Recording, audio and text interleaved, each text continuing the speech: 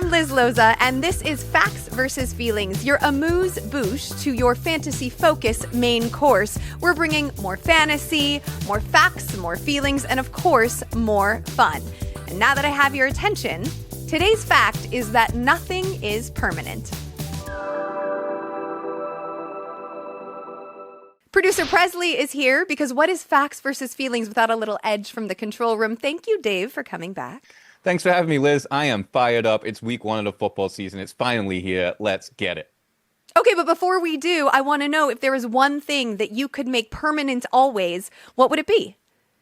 So Alex Ferguson's reign at Manchester United, I wish that had never come to an end, and I wish it could be permanent forever, because the last 10 years have been brutal. But wrong sport, wrong audience probably, but that's what I would choose. I hear you speaking English, but I do not know what those words mean. Fair enough. I will take your word for it. If I could have something last forever, I think it would be the life of a pet, because puppies are the best. Yeah, I like yours more than I like mine. Speaking of liking, please like this video, subscribe to the channel, leave a comment. Only nice ones for Liz. You can be mean to me, I don't care, but Liz is sensitive. I am not sensitive. I have a very thick skin, but also while you're liking and subscribing this season, you can leave us a voicemail. Please, though, try to clean them up, guys. Like, I was flattered, but they'll PG-13 it a little bit. Hit us with your questions at 914-348-1893. And now that all of that is done, let's just hit the disclaimer, please. Fantasy football is a game of inches, luck, and irrational confidence. Proceed with caution. Trust your gut. And remember, ADP is a suggestion, not a command. Mock drafts are fantasy. Your real draft is war. And just because you heard it on this show doesn't mean you should do it. If all goes wrong, just say your account was hacked. They say the only constant is change. You heard him say it. The only thing that is constant is change. And we have 3 guys on this list today, Liz, whose week 1 situation may not be the same situation that they're in by the end of the season. First name, James Conner. Yes, James Conner has this reputation, it is certainly earned, for not staying healthy, though last year he was on the field for 16 games. This is week 1. He is healthy, so at the present moment, we expect him to eat as the Cardinals' RB1. I expect him to eat largely because Vegas does as well. Arizona is the 3rd biggest favorite of the week at 6.5 points. That should mean a lot of touches for Conner. Now, it doesn't mean, everyone who drafted Trey Benson, that Benson might not eventually find his way into some sort of sharing situation or take over were Conner to unfortunately succumb to an injury. But at the present moment, week 1, James Conner is situated to be a top 15 producer at the position, and it doesn't hurt that the Saints allowed the 7th most fantasy points per game to opposing running backs last season. I love that. You know what I don't love? Your boy DeAndre Swift. And that's who's next up on this list. Chicago Bear, hit me. So I feel like DeAndre Swift is a little bit tricky in week 1 because I spent the summer talking up his value in drafts. That doesn't mean that I don't think he will eventually produce for Chicago, though a lot of people, and this is something to keep an eye on, are interested in his usage under Ben Johnson, the team's new head coach, particularly because Swift played under Johnson in Detroit when Johnson was the team's offensive coordinator. He only had 2 games with more than 15 touches in 2022. I do, however, think that he's going to be the primary ball carrier. My concern about week 1 has much more to do with the matchup against Minnesota, a team that allowed the 2nd fewest rushing yards last season. Also, this game total is tied for the 4th lowest in week 1 at just 43.5. So subsequently, I have Swift ranked as a low-end RB2 in like that RB 21 to 24 range. I mean, luckily, I'm not really worried about it. You know why? Why? Because I didn't draft him. But you know who I did draft? It's Jerry Jeudy. And that's the 3rd player on this list. And for me to see positive on the rundown here, Liz, that gets me really excited. So what have you got about Jerry Jeudy, my boy? Well, I'm excited about Jerry Jeudy because I'm excited that Joe Flacco will be the Browns' starting quarterback right now. By the way, do we ever think, in what world are we like, I'm super excited that Joe Flacco is under center, but like, welcome to fantasy football. We don't know, obviously, if Flacco is going to maintain the starting gig, which is why Judy's ranking will probably fluctuate. But Flacco has made 11 starts over the last 2 seasons, and in those 11 starts, his top scoring wide receiver ended up averaging over 21 fantasy points per game. We also expect that the Browns, no offense, will likely be chasing points against Joe Burrow and the Cincinnati Bengals. In fact, the Browns are the fourth largest underdog of the week at 5.5 points. So I have, accordingly, Jerry Jeudy ranked as a high-end wide receiver 2 in the wide receiver to, let's say, 16 to 18 range. 2 touchdowns coming week 1 for Jerry Jeudy. You heard it here first. Go ahead and manifest that, hun. And speaking of change, our next guest knows all about adjusting to new roles and new offenses, from psych to a million little things to repping the Titans at the NFL draft. James Roday joins us to bring the feels and the football talk.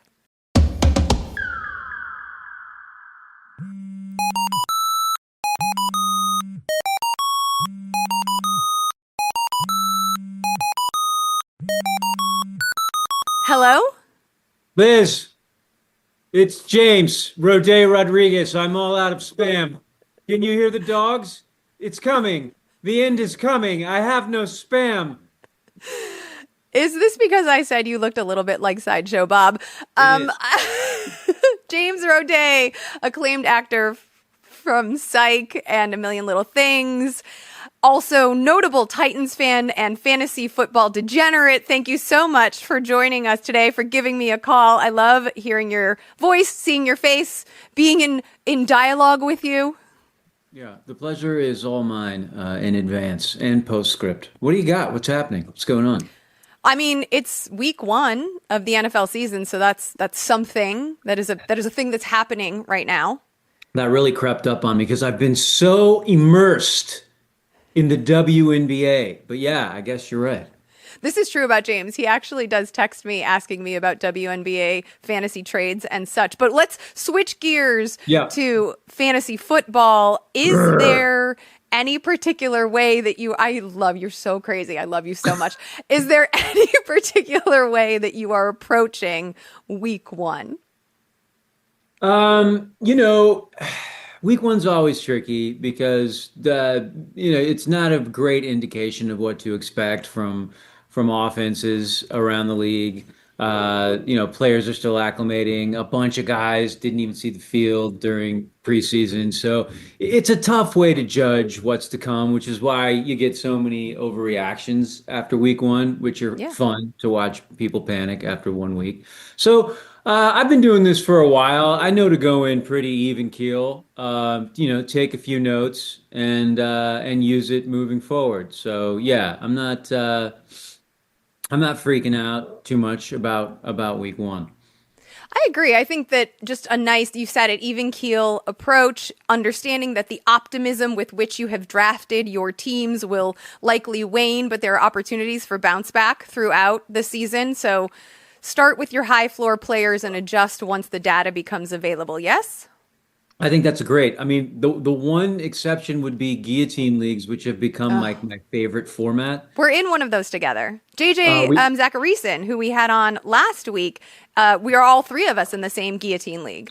And I don't know if you recall who won that guillotine last year, Liz. I have a feeling you might remind me. It was me, and that's why it's become my favorite format, because all I do is win them. Moving back to redraft, though, what are you most excited for, or which players or situations are you really honing in on and targeting as, hoping to get more information about?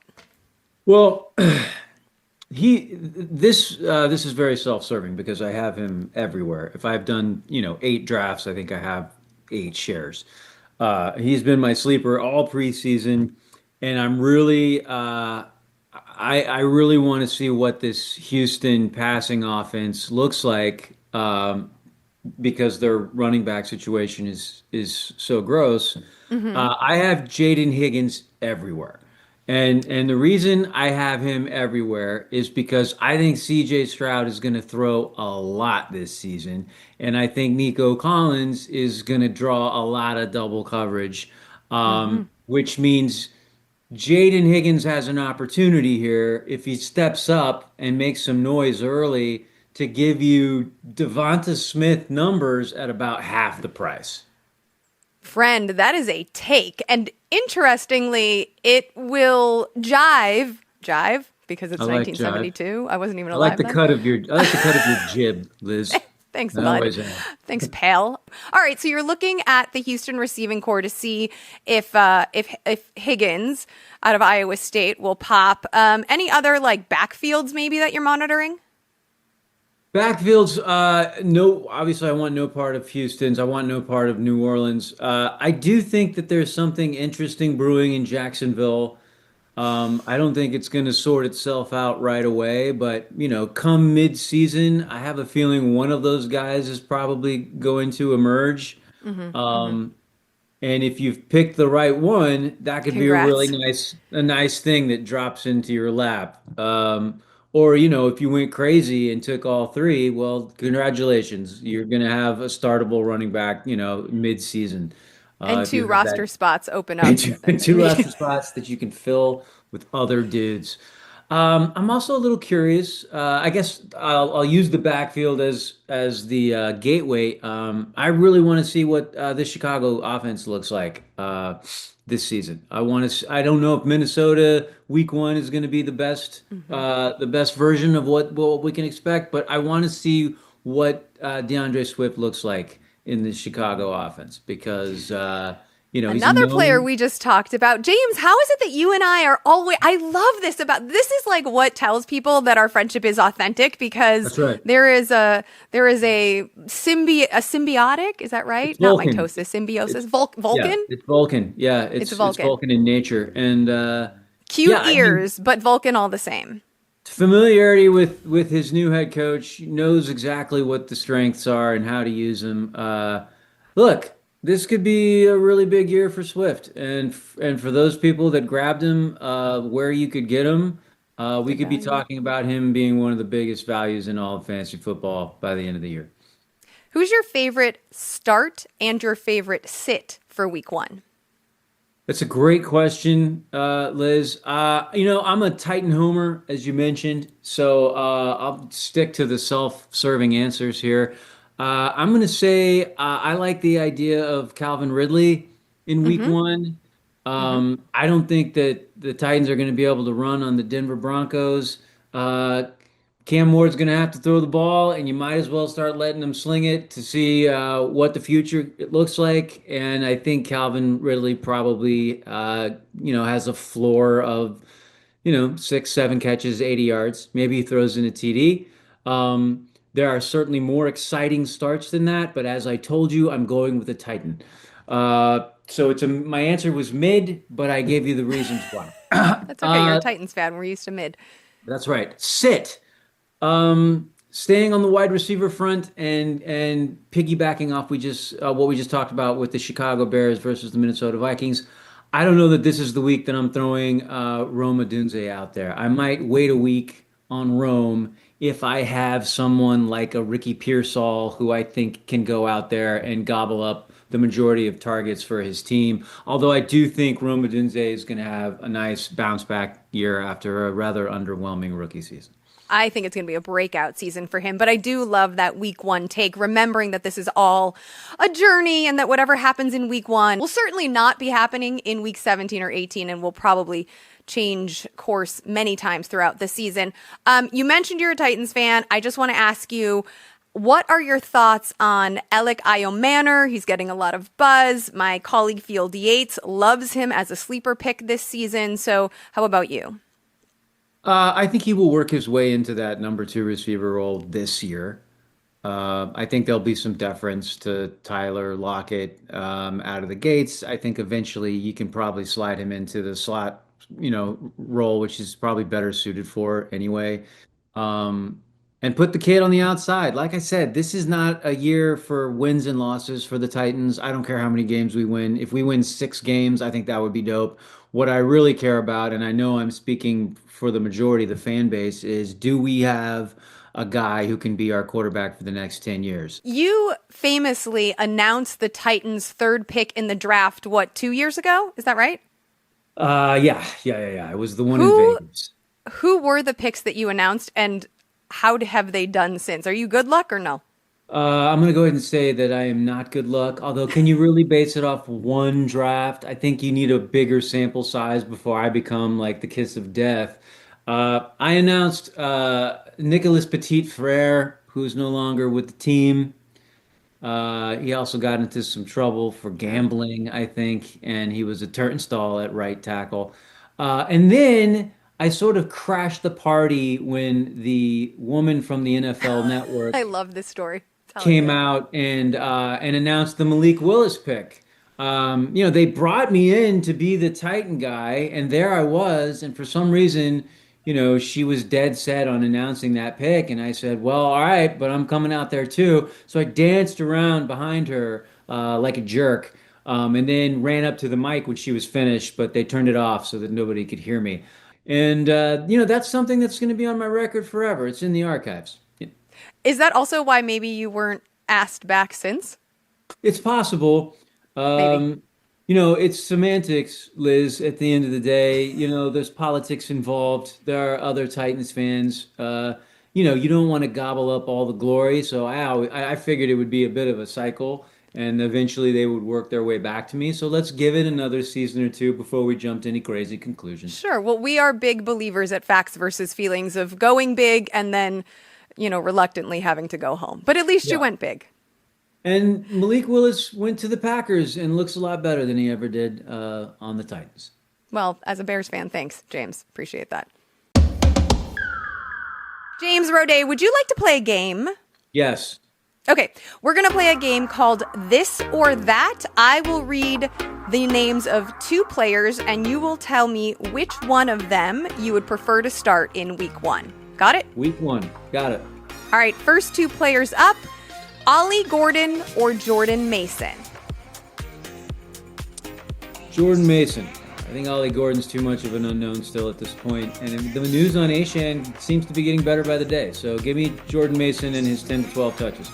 Completely agree. Obviously a huge opportunity for Ollie Gordon, but Achan will be in the mix. And Minnesota are also 1.5 point favorites over the Bears, so I think that Mason, particularly in the red area, is going to have some opportunities over Aaron Jones. So the higher floor, as we discussed earlier, option the better. Two more running backs, Austin Eckler or Ja'Cory/Bill Krusty Merritt. I love it. Same team. Everybody's going to want to see how these carries break down. I think Austin Eckler is not going to surprise us by getting 20 carries. I think that the team knows who he is at this point. I think Austin knows who he is at this point. Friend of the show. Yep. Friend of the show, wants to stay healthy, wants to contribute. So I'm going to take Bill. I'm taking Bill because I think he's going to get the early down work, and it's fun to roll the dice on a rookie in week 1. Do you make anything of the fact that Bill is listed as the RB4 on the team's depth chart? I personally think it's not noise, but do you? I wouldn't tell my opponent in week 1 like how I'm going to use this kid. So yeah, I wouldn't read too much into that. I agree. I think I have them ranked as like RB42 and RB44, so very close. I probably would defer to Austin, but maybe I have a personal bias. Two wide receivers, this or that, Juwan Jennings or the aforementioned Ricky Pearsall? I think this is a Ricky Pearsall week. He's had a full preseason. The chemistry, I think, is there with his quarterback. Juwan, we don't know where he's at physically. We don't know where he's at mentally because of the contract situation. So give me Pearsall all day long. Totally agree. Also, at a certain point, we have to look at these players' pedigrees, their draft pedigrees, and we know that Jennings is a 7th-round pick, Pearsall is a 1st-round pick, and so the opportunities and the investment are different. I agree with you. I think Pearsall is going to eat huge on him this week. Finally, two grizzled veterans, Adam Thielen or Keenan Allen, both returning to their homes. This one is really close.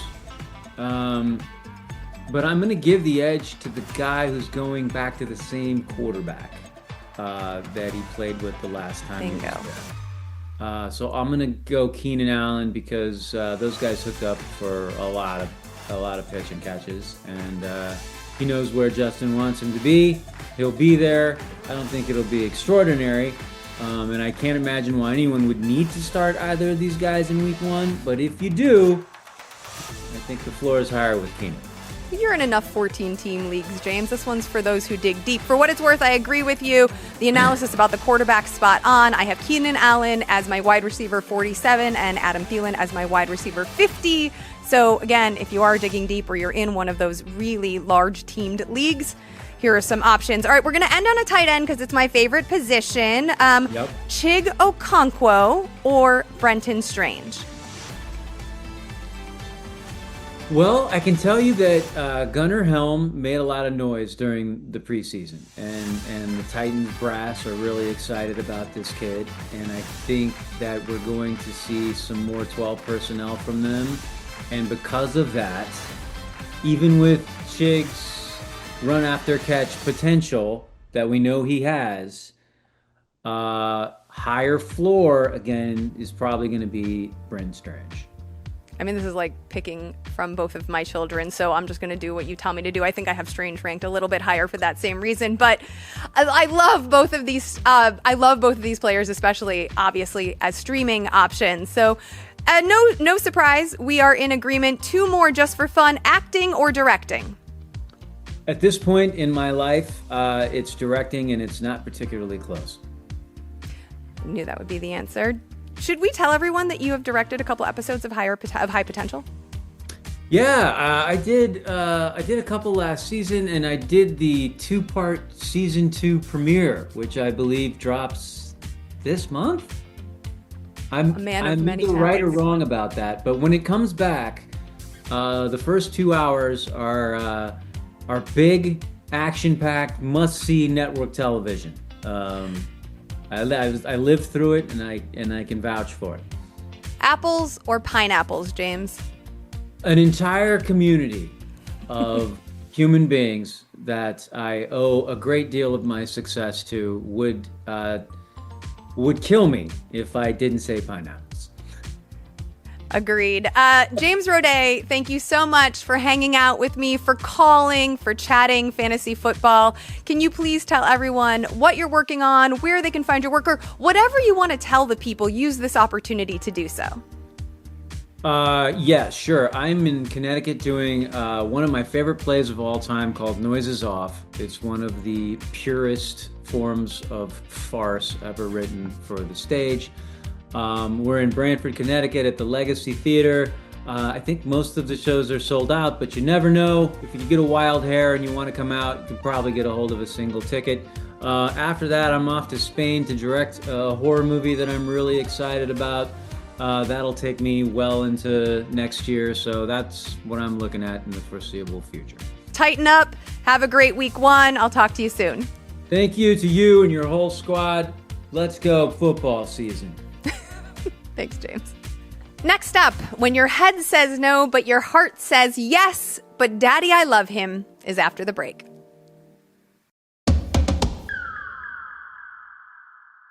Now we're going to talk about a guy who, was limited to just 8 games last season, during which he caught a career-low 27 balls and couldn't even clear 400 receiving yards. In fact, his efficiency dipped so much that he was traded to a different squad in the same division. But you know what? Daddy, I love him! Christian Kirk is giving sleeper vibes in week 1. Stephon Diggs is off the squad, and Tank Dell is likely to miss the season. Admittedly, Iowa State rookies Jayden, Higgins, and Jaylen Noel have turned heads over the summer, but Kirk is locked in as the Texans' number 2 behind Nico Collins, at least for right now. I like his chances of serving up flex numbers in PPR-friendly formats while chasing points against a middling Rams secondary. And on that note, it's time for Last Call! Today we learned that puppies should live forever. That crashing an NFL executive's mic moment won't get you asked back to the NFL draft, and that everything is temporary. That's why we want so desperately to cling to the highs, but are also simultaneously grateful when the lows subside. It's important to remember, though, that while nothing is permanent, everything is worth the experience. Big thanks to James Roday for calling in and playing along, and as always to producer Dave for loving all of my takes. Be sure to check out the week 1 We're Here edition of Facts versus Feelings, the column, which is currently live on the .com. And remember, you can leave us a voicemail, so hit us up at 914-348-1893. Until next time, may your facts be solid, your feelings be right, and your bus be someone else's problem.